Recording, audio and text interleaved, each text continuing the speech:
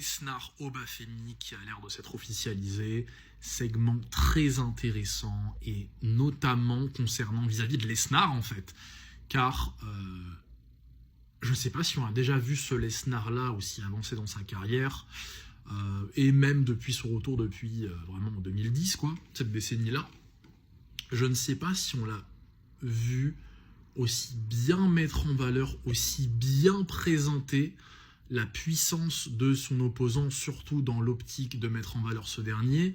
Là, Lesnar, The Beast, sur ses gardes, vraiment, bon, même s'il y avait Rollins sur le ring, mais encore une fois, très intéressant, à la fin du segment, on a tous oublié Rollins, hein, car on finit sur du Lesnar Obafemi, petite pique à Rollins, c'est gratuit, comme d'habitude, c'est jamais lui l'histoire, hein. Mais hyper intéressant la façon avec laquelle Lesnar a l'air de mettre en valeur Obafemi en nous présentant à quel point il est inquiet vis-à-vis de ce dernier. Et ce qui est intéressant, c'est que, encore une fois, hein, Lesnar, beau catcheur hyper incompris, beaucoup de gens ne comprennent pas sa contribution, surtout son importance, sa puissance. Beaucoup d'entre vous, oui, je parle à vous hein, aujourd'hui, qui êtes fans de catch, qui ont pour catcheur préféré Seth Rollins, Roman Reigns surtout, ces deux performants-là, énormément bénéficié d'exposition, de programmes avec Lesnar, surtout si vous êtes un fan de Reigns, si ce dernier a pu énormément s'affirmer sur les stages les plus importants, notamment WrestleMania, c'est très clairement grâce à Lesnar.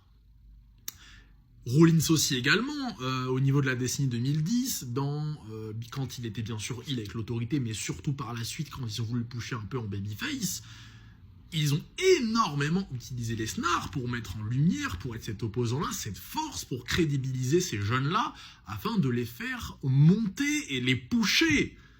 C'est ça, mettre en lumière, tous les golemons qui me parlent de « il a mis en lumière lui, il a pas lui ». Lesnar, il a fait ça une grosse partie de sa carrière. McIntyre en 2020, c'est Lesnar aussi.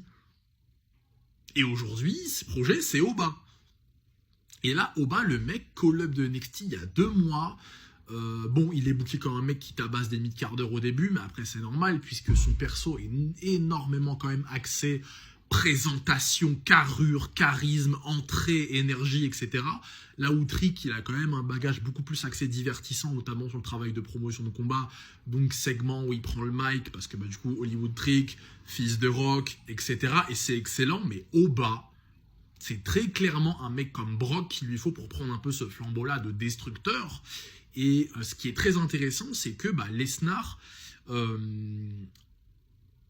la façon avec laquelle il a présenté vraiment la puissance d'Oba de par son acting, je pense que Lesnar est vraiment emballé à l'idée de mettre over Oba, car ce qui est intéressant avec Oba, comme je vous l'ai dit, c'est la carrure, le physique, il est plus balèze que Lesnar.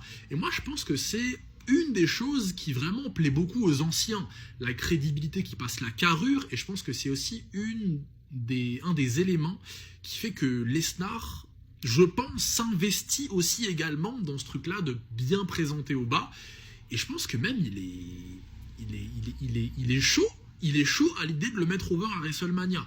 Là où il y a quelques mois, même s'il y avait un Oba Lesnar qui pouvait se profiler, j'avais quand même des doutes à l'idée que les mecs puissent mettre over Oba devant Lesnar. Car Lesnar, depuis son retour, il est booké extrêmement fort. Il défonce Cena à SummerSlam, je veux dire à Palooza, mais depuis le retour de SummerSlam, clairement un des acteurs majeurs de la victoire des Heels sur Survivor Series 5-5. Mais la façon qu'a Lesnar de nous présenter la puissance de Oba du coup sur cette entrée, ce segment, je pense qu'ils vont se diriger vers du coup Oba qui va bien être mis over devant Lesnar à WrestleMania quoi. Et Lesnar, je pense que il est convaincu par ce choix-là. Et de toute façon, le package Obafemi, en vrai, il est excellentissime.